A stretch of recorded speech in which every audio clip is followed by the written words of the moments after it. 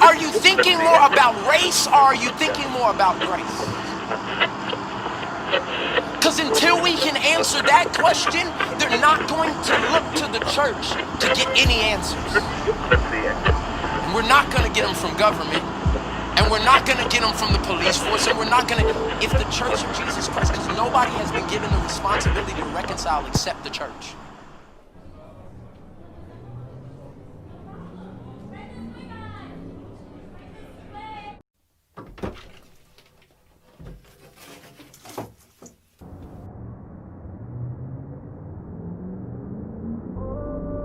So, over the last couple of months, a lot has happened.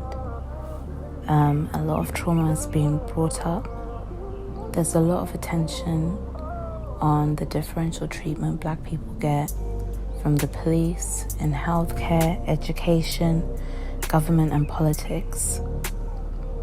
As a Black Christian woman, I didn't feel like I had anything in my life that clashed with the Black Lives Matter movement until someone questioned my faith.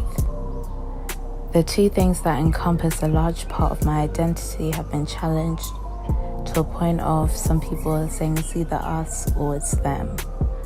On one side, you have some Christians saying Black Lives Matter is lawless and encourages anarchy.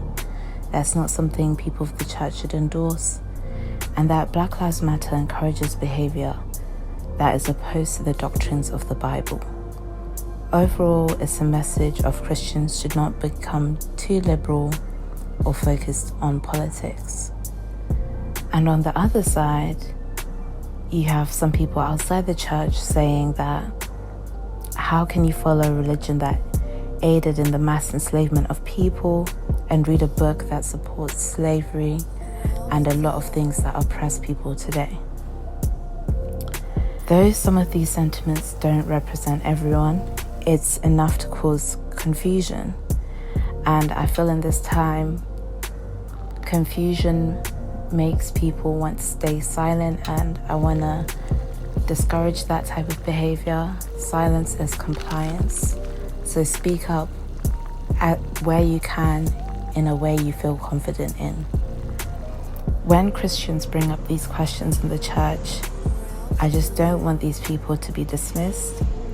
I want them to get genuine support and answers centered around the truth of the doctrine of how someone can balance their love for God and their hunger for social justice.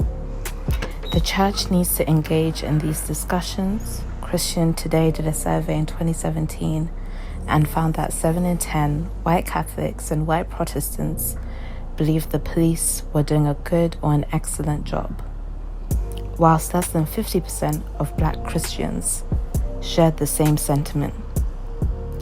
There's discrepancies within the congregation and it needs to be spoken on.